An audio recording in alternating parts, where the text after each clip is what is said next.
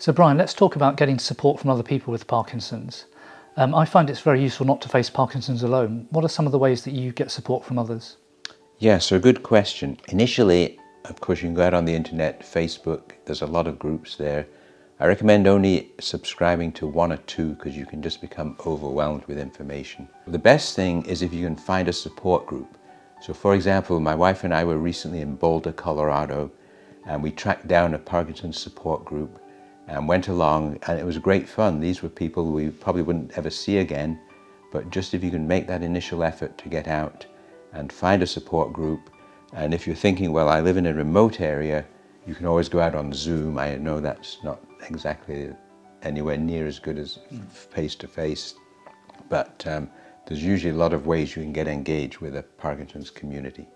And how do you find these support groups? Do you just do an internet search? Here in the UK, we've got Parkinson's UK, the charity that maintains a database of all the members who are interested in a support group. And so I've found several groups in the London area, as you can imagine, and it's great fun to go along. And I always set a goal of meeting one person, getting to know them really well. And so just feel, the good news is you have something in common with all the people in a support group. Whereas if you just meet a bunch of strangers at a party, you may say, I've nothing in common with these people.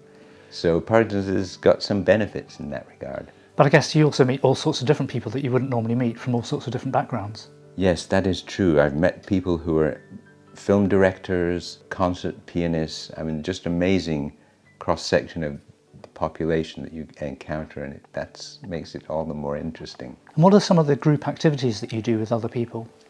So, as most people know, exercise is key for Parkinson's. Yeah.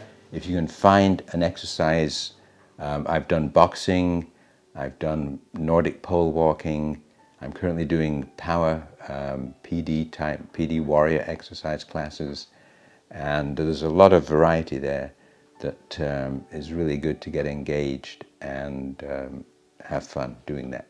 And some of those things are a bit embarrassing to do, aren't they? I guess sort of dance classes and things like that and singing classes, so it's good to do it with a group of people. Stay away from the dance class, that's not my thing. And choir, I usually find a pillar to hide behind. But I think you just have to make the effort to get out and about. Yeah.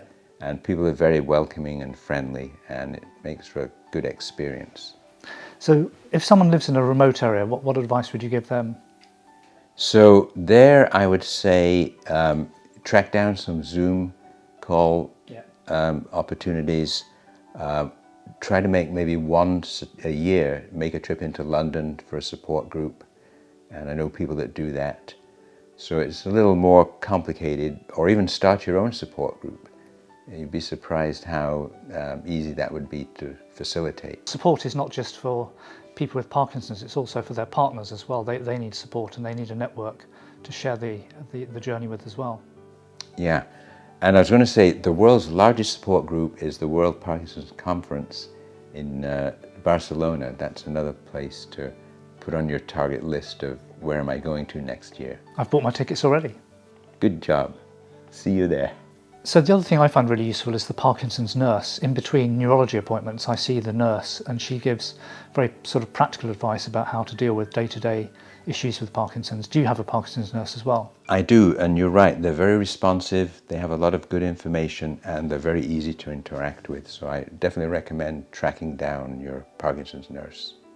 If you're interested in finding out more about Parkinson's, subscribe for a new video every Thursday.